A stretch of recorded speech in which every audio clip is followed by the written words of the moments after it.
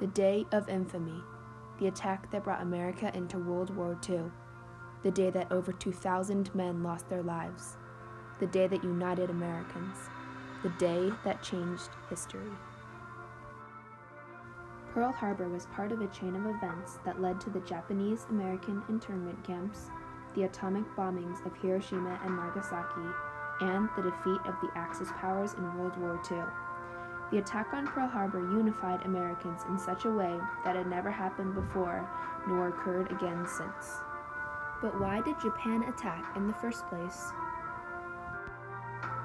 At the very origin of the problem, Japan was short on natural resources from fighting with China. So, Japan thought that if it could create puppet islands in the South Pacific, that these islands would then send up the natural resources that Japan needed and lacked. But, as a threat, only 4,000 miles to the east, Hawaii rested with Pearl Harbor Navy Base. Pearl Harbor could easily send over ships or planes to attack Japan or to defend the American territory in the South Pacific.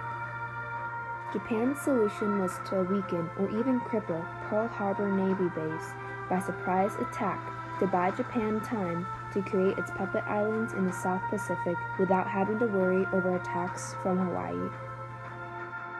This strategy was curated by Japanese naval strategist Admiral Irisoku Yamamoto.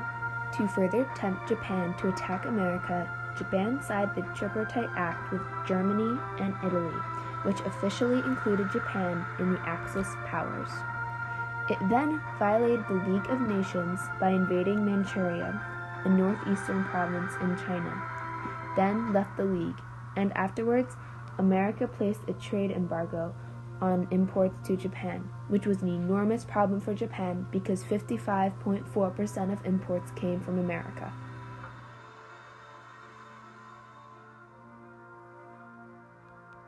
At 7 a.m. on December 7, 1941, 2 American Army privates spotted what looked like 50 planes flying towards Hawaii on a radar. These were the Japanese aircraft, but they were mistakenly determined to be American B-17s flying home from a mission.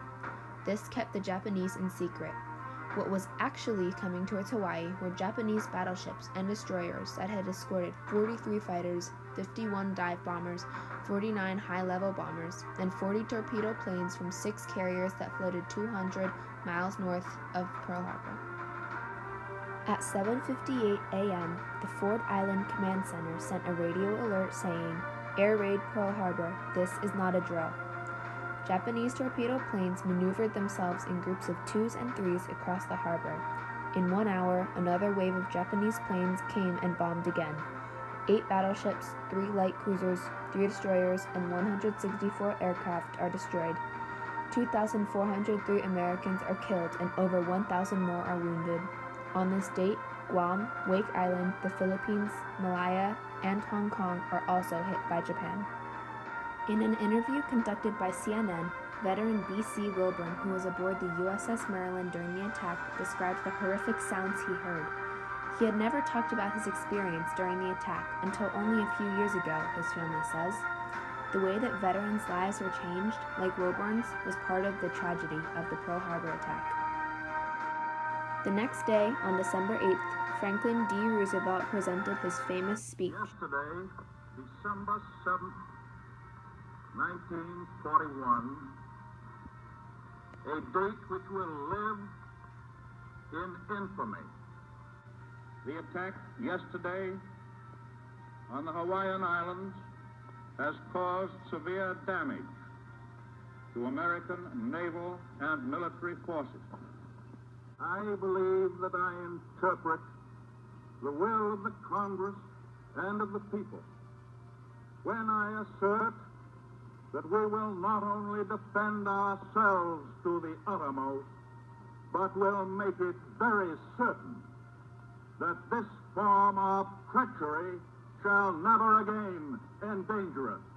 A state of war has existed between the United States and the Japanese Empire. And at that, the United States of America officially entered World War II. Before the attack, America was completely indecisive about participating in World War II, but after the attack, a historical 97% of Americans wanted to go to war. The United States had never before been so unified in agreement and has never been since. America seems more divided than ever, especially politically, but Pearl Harbor remains sacrosanct. As another result of the Japanese attack, American citizens became paranoid about their fellow Japanese American citizens despite their likely innocence. Even Roosevelt succumbed to fear, which provoked him to pass the Executive Order 9066. This order called for all American citizens with as little as 1/16th Japanese ancestry to be interned in camps scattered across the west coast of America. The Fred Korematsu court case challenged the order, but the Supreme Court ruled it to be a wartime necessity even though only 5% of the Japanese Americans actually had evidence against them. The suffering of Japanese Americans in the internment camps placed a dark mark on America's history as a free and accepting country. In 1988, Congress attempted to apologize on America's behalf and offered $20,000 to surviving internees. America needed a way to end the war, and Japan was not responding to bomb raids. So, on the morning of August 6, 1945, the Enola Gay plane dropped an atomic bomb named Little Boy onto Hiroshima. Instantly, over 60,000 people were killed.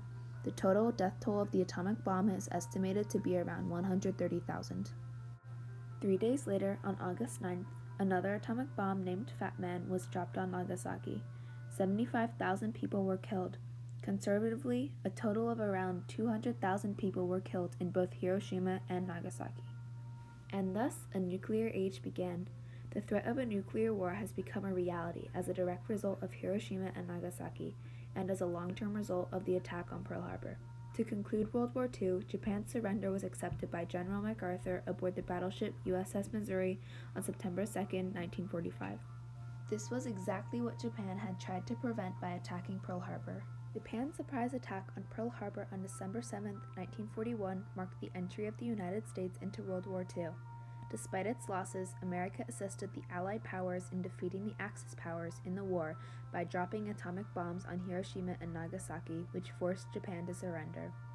The attack on Pearl Harbor was intended to prevent America's involvement in World War II, but backfired because Japan surrendered to America in the end, and therefore proved the attack on Pearl Harbor to be a failure by Japan. In other words, the whole purpose of attacking Pearl Harbor was to cripple the American Navy and prevent the United States from going to war with Japan and the Axis powers, because if it did, America would surely win. Japan thought that the United States would just step back after the attack, but Japan was wrong. America came back with full force after recovering from the attack and defeated Japan in the end. That's not to say that Japan had no benefit in the end once World War II was over, though. The United States and Japan are now very close allies. Sayori Katada, professor at South Carolina U, stated, "I feel a kind of awe that the two countries that were once in such hostility have for the last 70 years been the strongest of allies. With efforts on both sides of the Pacific, ties between the United States and Japan have expanded so much and so densely that I hope they will sustain the peace between the two countries for the foreseeable future." In fact, in December of 2016, Shinzo Abe became the first sitting Japanese prime minister to visit Pearl Harbor. Abe quoted that, "We must never repeat the horrors of war again. This is the solemn vow we, the people of Japan, have taken." Earlier that year in May, Barack Obama had visited Hiroshima's Peace Memorial Park with Shinzo Abe as well. Japan and the United States were able to overcome their past to make their present relationship stronger. This was one of the major triumphs that came out of Pearl Harbor. The other major triumphs include defeating the Axis powers in World War II and the temporary unification of Americans directly after the attack. The major tragedies include the 2,400 men killed and 1,000 wounded in the attack, and the Japanese-American internment camps with the people who suffered in them. The nuclear bombs can be considered both a triumph and a tragedy. This is because while the bombs ended the war with an American victory, there were around 200,000 casualties of innocent Japanese citizens. Pearl Harbor affects the world in which we live in today in many ways.